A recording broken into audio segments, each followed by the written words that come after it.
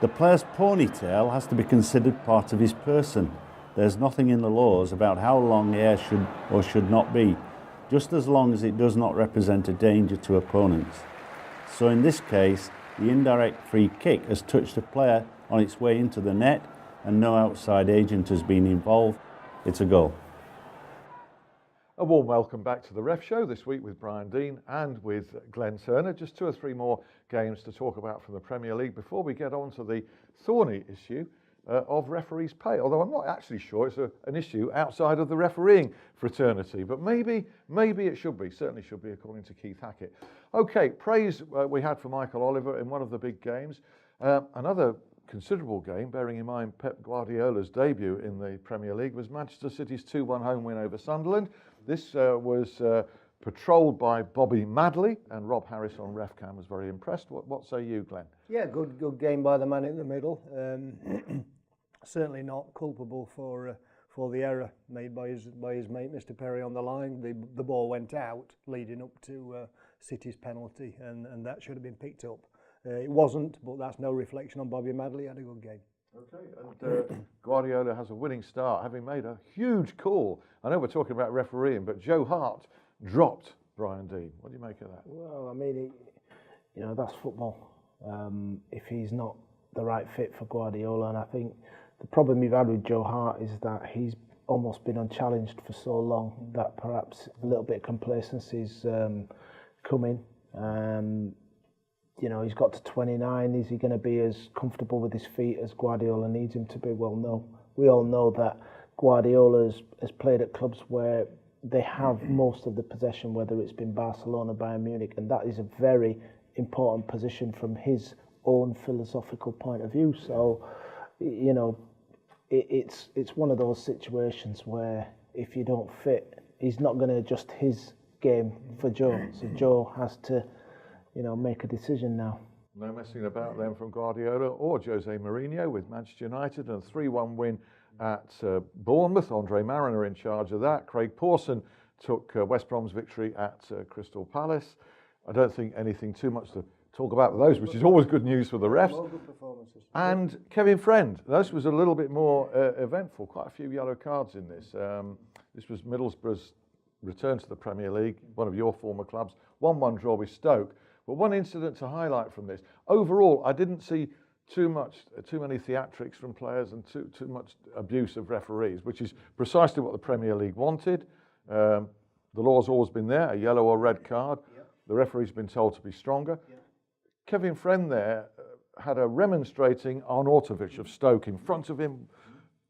Yellow straight out. And Arnautovic got what he deserved. That's good to see. Well done, Kevin Friend. And long may that continue. The Premier League have set the stall out. They've laid the cards on the table and said, this is what we expect our referees to do. Good to see a referee doing it from day one. Well done. Yeah. That's a marker down. That's definitely a marker. Totally. I think we need to get a little bit like the rugby model, where the referee is allowed to ref the game and you have to abide by the decisions. The frustrating thing is this could have been done long ago, isn't it? Isn't that frustrating? Long ago. Yeah. Should have been. We let it to, and I say we because it was during the time when I was active, we let it go too far. We did. I'm as culpable as anybody else out there. I mean, it shouldn't need the referees being told by the Premier League to get tough, should it? No, we shouldn't. We shouldn't have to be reminded to uphold the laws of the game. That's what they're there for. It was almost as if, though, I felt the Premier League was tacitly encouraging this laissez-faire approach because they wanted to keep people on the field. But anyway, we kick on from that to the issue of referees' pay. Bit of light relief for you here. Do check out youartheref.com for Keith Hackett's hard-hitting thoughts on this subject.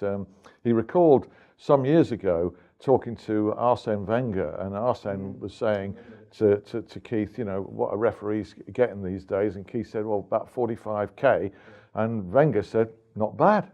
And Keith had to remind him this was 45k a year, not 45k a week.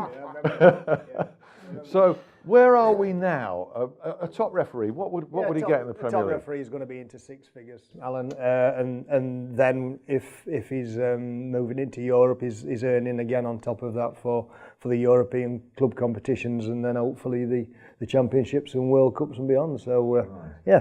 in that respect, I don't think there'll be a lot of public sympathy out there, if there's any whatsoever anyway, for the man in black. Okay, I mean, I'd be happy with 100 grand a year, but relatively here, they're arguably they've got a more difficult job than anybody on the field. They've reached the top of their profession. What about in another profession? You'd be getting considerably more than 100,000 a year, wouldn't you, Brian? These people are in the top 20 in their profession in the country. You try and get anyone else in their profession who are in the top 20 of their chosen profession for that kind of money a year, you're not going to get it. You're not going to get it. They're experts. Yeah, I hear that, but I think if they do change it, they have to make sure it's not disclosed, because I think that I'm not sure that some of them will be able to cope with some of the scrutiny. You know, you know, if you're talking about them being, you look at what's happened to players. You know, they're on lots of money. They suddenly become a target because people say, well, look at the money that they're earning. You know, if that happened to referees, then it might open the door to all kinds of things. So I'm not against referees getting more pay. I'm just saying that I think it needs to be a private discussion, debate. I'm not sure how you do keep anything private like that in football now. It's just a thirst for knowledge on everything. Everybody wants to know everything about everyone, don't they? Let's be fair. I mean, referees are under the spotlight anyway, and they're always they're the pantomime bad guy a lot of the time. So all of a sudden, if you get some of these decisions that are going wrong and then their pay goes up, you know, they're going to be, you know, there's. But nobody's arguing remotely for parity with players. The players are the entertainers, and we don't come to see referees. But these players, many of them, are earning tens of times more than the referee. And Brian, as a former £100,000 a week footballer yourself, what realistically should a referee, a top Premier League referee, what do you think is a reasonable figure? Well, I certainly agree that it should be well into the six figures. Because, you know, that is a profession. It's a short profession, and I'm sure that they're all, you know, they have been in other jobs, but it's an opportunity for them to really focus themselves and prepare. And so, you know, when you look at the figures like we've just been talking about, and the figures are only going up, then there should be like a scale. Okay, 100,000 now. Come on, 300, 400,000 a year. What do you think? I think you're in the right ballpark for me. A minimum. I'm looking for the minimum for the Premier League guys of 250. Right, 250 minimum in the Premier League.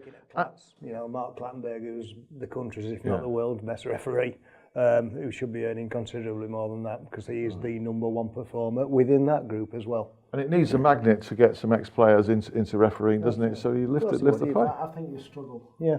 Do you still think you struggle? Well, you would at that level. 35,000 a year for just 35,000 for Select Group 2, refereeing huge games in the Championship. That's not realistic, surely. Peanuts. Absolutely. A great deal of responsibility on them. Norwich Sheffield Wednesday was a 0-0 draw. Keith Hackett watched that on TV. He reckoned that Andy Woolmer should have penalised a Hutchinson challenge and that Norwich should have had a first half penalty in that one, despite Keith being an Owls fan. Is that Hutchinson again? Sam Hutchinson, yeah. I don't think he got yellow carded on this occasion, though. It was a step up. He's a very, very good player. And just humorously, because we've had Mark Halsey in here admitting that he's gone on the field forgetting his cards. Even when he had them, he didn't use them, did he? Bobby Madley's brother Andy in the Championship, big Friday night game, Brighton 3, Nottingham Forest 0. I believe, although I didn't see it myself, he had to borrow a yellow card from an assistant. I mean, they're in the same rumours, but again, I can't find any evidence to back it up. But it's not unknown, and trust me, I've been on the line when referee or referees have popped over and said, "Can I use your card? I've forgotten mine." So you carry a spare set Yes. on the line, Yeah. even though you don't, by and large, use them. Always. Yeah. That's to help the referee, or just To help the referee. or you might have to step in. You never know. Well, before the officials there. Yeah. You never have too many cards, Brian, can you? That's great. That is a classic. That's a classic end line. That will live long. See you for another ref show next week. Thanks, guys. Thanks.